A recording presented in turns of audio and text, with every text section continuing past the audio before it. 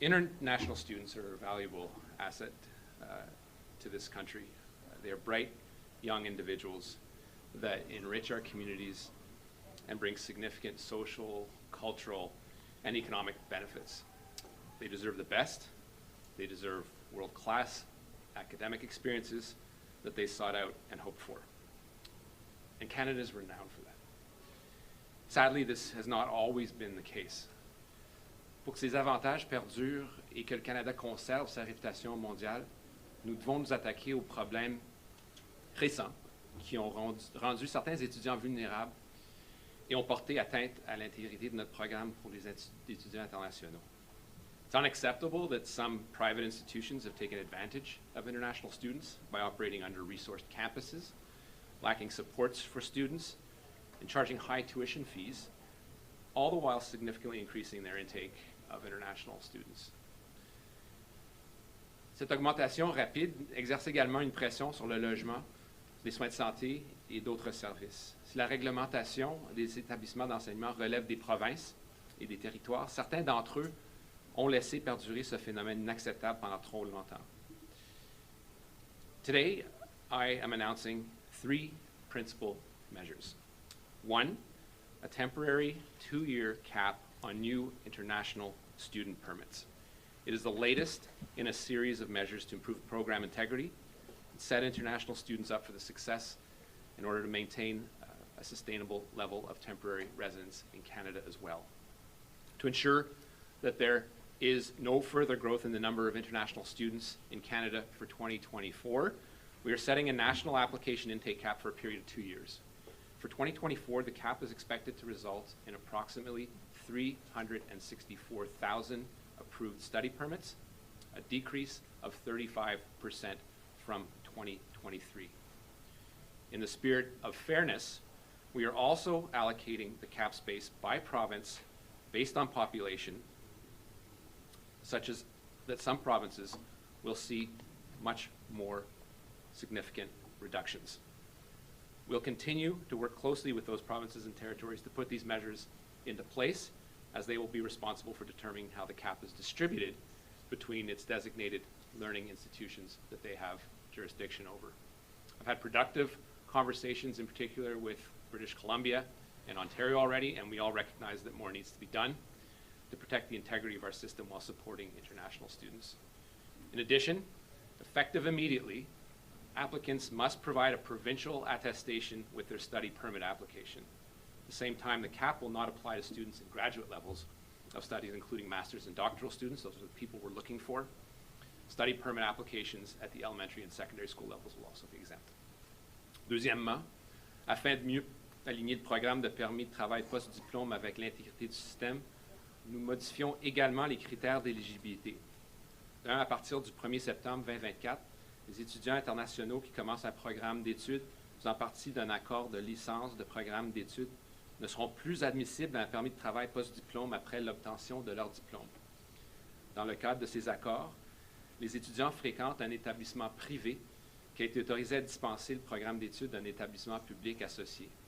Ces programmes ont connu une croissance significative en attirant des étudiants internationaux ces dernières années, bien qu'ils soient moins surveillés que les collèges publics et qui constituent une échappatoire en ce qui concerne l'éligibilité au permis de travail après l'obtention du diplôme.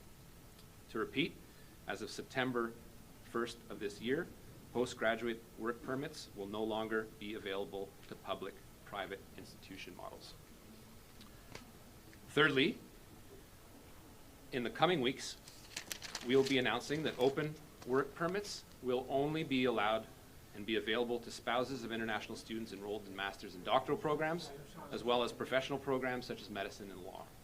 Spouses of international students enrolled in other levels of study, including undergraduate and college programs, will no longer be eligible.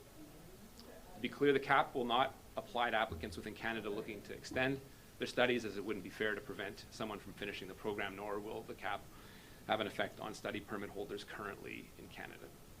These temporary measures will be in place for 2 years, and the number of new study permit applications that will be accepted in 2025 will be reassessed at the end of this year. Nous continuons en outre à travailler avec les provinces et les territoires, les établissements d'enseignement désignés et les acteurs de l'éducation nationale des réformes plus larges sur l'élaboration d'une voie plus durable pour les étudiants internationaux, y compris la finalisation du cadre des établissements reconnus que j'avais annoncé plus tard l'année dernière. La détermination d'un niveau durable à long terme d'étudiants internationaux et la garantie que les établissements d'enseignement postsecondaire sont en mesure de fournir les niveaux adéquats de logement pour les étudiants. S'appuyant sur d'autres réformes du programme des étudiants étrangers, l'annonce d'aujourd'hui vise à protéger un système qui a ouvert la voie à des abus, ainsi qu'à soutenir une croissance démographique durable au Canada. To be absolutely clear, these measures are not against individual international students. They are to ensure that as future students arrive in Canada, they receive the quality of education that they signed up for and the hope that they were provided in their home countries. It would be a disservice to welcome international students in Canada, knowing not all of them are getting the resources they need to succeed in Canada, and having them return home disillusioned and disappointed in Canada's education system. Allowing bad actors to continue their operations would be a disservice to all the good institutions who pride themselves in providing a top-tier academic experience. Thank you. Looking forward to the questions. Can you clarify, Minister, will we see, so right now we have over 1 million foreign students.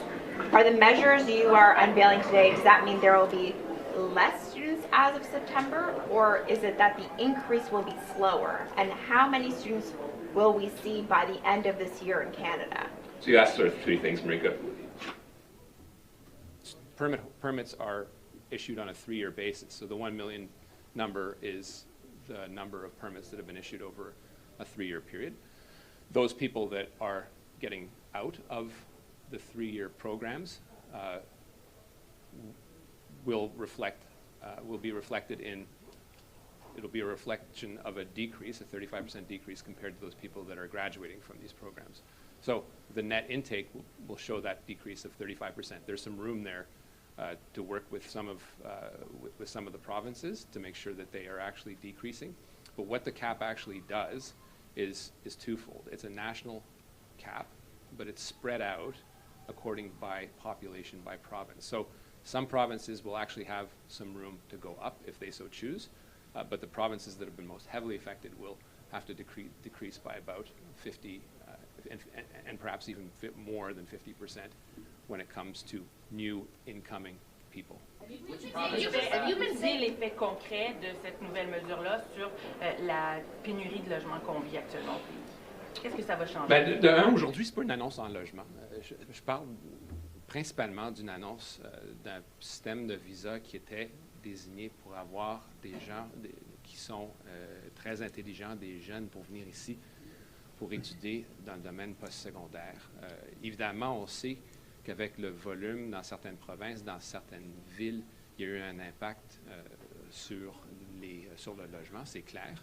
La diminution du volume va avoir un impact sur les loyers principalement, mais ce n'est pas le cas que du jour au lendemain, les prix et l'abordabilité vont être réglés à cause du fait qu'on a réglé ou qu'on a diminué le nombre d'étudiants internationaux qui s'en viennent au Canada. C'est un élément, ça a un impact, mais l'impact, puis le motif principal aujourd'hui, c'est d'enrayer un système qui a perdu le contrôle. Monsieur Miller, Joël Denis. Au Québec, on fait les choses un peu différemment. Quel est l'impact de cette annonce sur le Québec? Comment ça va affecter? Ben, le cap s'applique au Québec, mais il reste qu'au Québec, il y a du lest, il y a de la place. Et le Québec, en théorie, aura la capacité d'augmenter. Ce sera le cas aussi pour les territoires. Pour l'Alberta et la Saskatchewan. Vous avez juste à prendre les chiffres que j'ai cités aujourd'hui, sortez vos calculatrices, puis regardez les populations dans les provinces pour voir un peu où le problème réside. Mais c'est clair qu'en ce qui a trait aux chiffres, c'est disproportionné dans certaines provinces, dont la Nouvelle-Écosse, au Nouveau-Brunswick, en Ontario, puis en Colombie-Britannique. Monsieur Miller, est-ce que...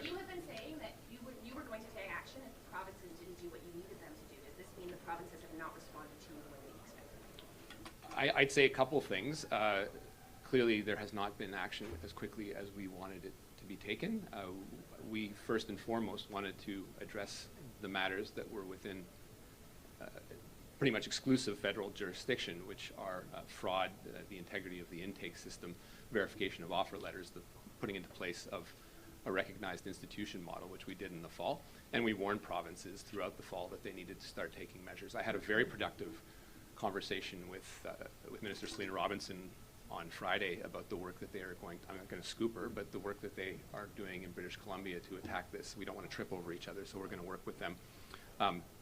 If we get it wrong, we'll fix it with them, and if they get it wrong, we'll be talking about that as well. But we want to coordinate our activities because it is an area of shared jurisdiction. And when it comes to making sure that these institutions are actually what they say they are and not sort of fly-by-night operations and backdoor entries into Canada, that's something that that provinces have a huge role in playing. I spoke to Ontario as well with Minister Jill Dunlop. It was a good conversation, but clearly they have some work to do, but we're willing to work with them. It was, again, as well, a productive conversation. They just don't have the measures in place that, for example, British Columbia is putting into place. Monsieur Miller, est-ce qu'on peut vous entendre, Monsieur Miller? What types for Ontario? The impact on Ontario, can you specify that? And then also what type Well, of... yeah, look, we're working with them, but it'll be approximately 50% reduction. Monsieur Miller, est-ce qu'on peut vous entendre sur la lettre de Monsieur Legault qui vous demande au gouvernement fédéral de prendre des mesures pour encadrer les migrants, l'arrivée au Canada des migrants, entre autres les migrants mexicains, en exigence de visa? Est-ce que c'est dans vos cartons de faire ça? Ben, c'est clair qu'on regarde les mesures qu'on peut prendre comme pays pour assurer qu'on fait notre travail. En ce qui a trait aux demandeurs d'asile qui viennent, peu importe d'où ils viennent, mais du Mexique, on a vu un flux énorme de gens qui s'en viennent du Mexique et puis qui réclament le statut d'asile avec le résultat qui est bien en deçà des moyennes qu'on voit avec les autres demandeurs d'asile. Alors, c'est clair qu'un tour de vis s'impose. Est-ce que c'est un quart de tour, un demi-tour, 2 tours? C'est à déterminer. Vous avez entendu le ministre Leblanc en fin de semaine qu'on est en train encore de réfléchir sur l'approche à prendre et la décision à prendre. Je n'ai rien de public à vous dévoiler aujourd'hui. Sachez aussi, quand on parle du Mexique, que c'est un de nos partenaires économiques principaux, puis qu'une démarche diplomatique s'impose, et c'est une démarche qui n'est pas encore complétée. Look, it's clear that we've seen increased volumes ever since we removed the visa at the beginning of our mandate. That has come with some economic benefit as well, so we shouldn't deny that. Mexico is one of our principal economic partners, so any measures that we would take, would contemplate, require a diplomatic process that is not yet completed. We certainly, it doesn't translate as well into English, but I said we certainly need to turn the screws a bit, whether it's a quarter turn or a full turn is something that's still being determined. It's something I can't share with you publicly, but know that we are not trying to be opaque, but when we take these measures, it's not something that we can necessarily discuss publicly because there are some bad actors that don't have the best interests of Canada at heart that will game the system. So we acknowledge the problem, we acknowledge that Canada has to take action, but there's some work left to do. I'll take this. In 2 years, after these measures expire, how are you hoping that the world will be different? What's going to happen in the meantime? Well, look, we've got 2 years to actually get the ship in order. It's a bit of a mess, and it's time to rein it in. So this is something we will, these are, even though we've put a lot of thought into this, these are still pretty much blunt measures from the federal government. We're playing with taps that we're turning on and turning off and allocating between province. So did we get it right? We'll see. But we need to work with provinces in the meantime to make sure that they are doing their jobs. There have been provincial auditor general reports that have laid out in much more detail than I could lay out to you here today. The measures need to be taken to make sure that this is a system that has some integrity to it.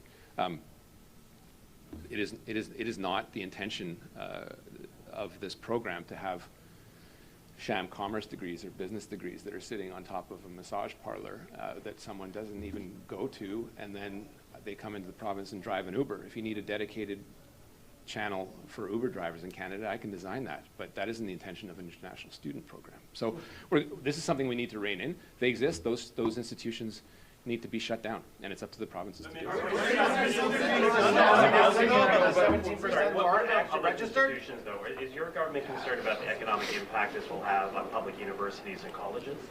We are, absolutely. This has been very, very lucrative. and it's certainly something that private colleges have made a lot of money out of. Again, I'm not the Minister of Post-Secondary Education underfunding. I'm the Minister of Immigration, and clearly in the last decade or so, even longer, post-secondary institutions in Canada have been underfunded by provinces. And these institutions are smart, and they've gone and they've seen that they can get tuition fees that are 4 or 5 times more than what my kids pay at McGill or Acadia, and they've made money off it. They haven't necessarily provided the student experience that was promised to these people that brought in. And there's been the path of least resistance as well. The source countries are not particularly diverse. We've been banking on looking at the global middle class, upper middle class, and people have made money off it. So it's a system that has some real integrity issues. It has ecosystem incentives and perverse incentives, and it's something that we need to address. And then there's clear instances of people that have been just making money hand over fist about this. But again, we don't want our best top academic institutions to be penalized. It's why we have exemptions for master's and PhD students, because those are the bright people that we need to retain. And now you will hear from some provinces quite clearly that there are some trade schools that they will want to exempt or give postgraduate work permits to, because that is where some of the needs are, whether it's in nursing or healthcare or in construction. But what I say to them is we'll work with them, and we'll work with them to get this done.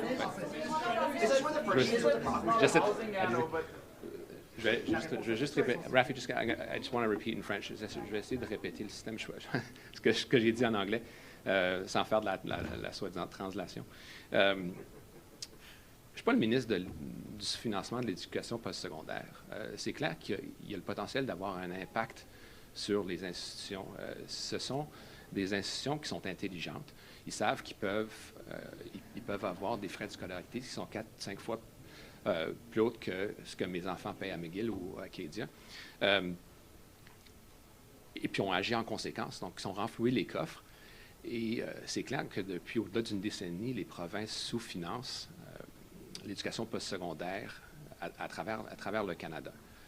D'autres, plus que certaines provinces plus que d'autres. Et ces institutions ont agi en conséquence. Donc, la réalité, c'est qu'il va y avoir un impact, mais c'est un système qui n'a pas été désigné pour avoir certainement ce flux de gens, surtout avec le niveau de diversité des pays sources. C'est clair qu'il y a une classe moyenne globale où les institutions sont allées puiser des gens, mais il y a assez, somme toute, peu de diversité. Je porte aucun jugement sur ces gens-là, mais c'est un système qui a certains effets pervers et un écosystème qui est celui qu'il est aujourd'hui. Et c'est clair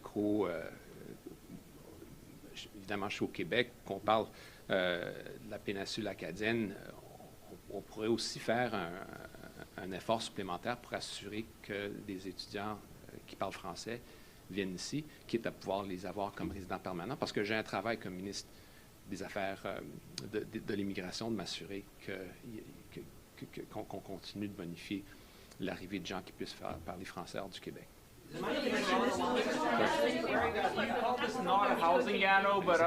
Plus précisément, Rafi, des institutions post-secondaires qui sont finalement des coquilles vides. Je n'ai pas bien compris comment les mesures que vous annoncez aujourd'hui vont vraiment permettre de faire en sorte qu'elles soient visées et peut-être même qu'elles puissent mourir de leur bellement finalement. Bien, de un, la deuxième mesure que j'ai annoncée en ce qui a trait au permis de travail pour les institutions qui sont associées à des institutions publiques, c'est clair que le motif économique de quelqu'un qui s'en vient ici va être enrayé. Ils ne vont plus pouvoir venir ici parce qu'ils ne vont pas avoir d'accès à un permis de travail après leurs études. Évidemment, c'est pas mon travail d'aller institution par institution, même de valider ces institutions qui ne devraient pas être des institutions désignées.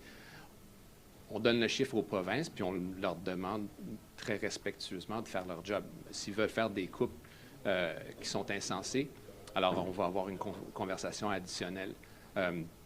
Mais évidemment, vous l'avez dit, c'est clair qu'à travers le pays, il y a certaines institutions qui n'ont pas lieu d'exister. Is this where the Toronto money, the Toronto money, the money that the City of Toronto wants for asylum seekers? Where are you guys on that? Is that going to happen? Oh, well, we're working, we've had some very productive conversations with Mayor Chow, and it's work that I think is going to continue. We actually have a very good working relationship with their teams, and we're always willing to do more. It's not something that I'm prepared to announce publicly today, but we know that the pressures on it that asylum seekers are creating, which is a joint jurisdiction, it's not sole jurisdiction of the federal government. There's a role to play with the federal government, and I think we can continue that positive relationship with the mayor. Do you need the province to play ball kind of role before you guys put up money for it? We do, and we have those conversations with them. I've said that many times. They did put in their agreement with Mayor Chow some conditions that required the federal government to be at the table. There's always some gaming going on, but we're still willing to work with them. There have been reception centers in the past to address flows that have existed. They were closed by the provinces, but it's something that we'll continue to work with them on. This, the global flow of migrants in the world is not something that is going away anytime soon. And Canada, despite having a block of ice to the north of us and big bodies of water to the west and the east, nuclear superpower to the south of us, is not immune from those global flows. Juste rapidement sur les demandeurs d'asile, Monsieur Legault dit que si on ne freine pas l'afflux des demandeurs d'asile au Québec, on va atteindre un point de mesure. Est-ce que la situation est devenue insoutenable au Québec? On continuera à travailler avec M. Legault. C'est clair qu'il y a eu des flux plus abondants dans le passé avec un système d'accueil et d'appui durant le flux important du chemin Roxham, où on a travaillé avec le gouvernement du Québec. Point de rupture, je ne sais pas, mais c'est clair qu'un tour de vis s'impose. Je dirais en même temps qu'il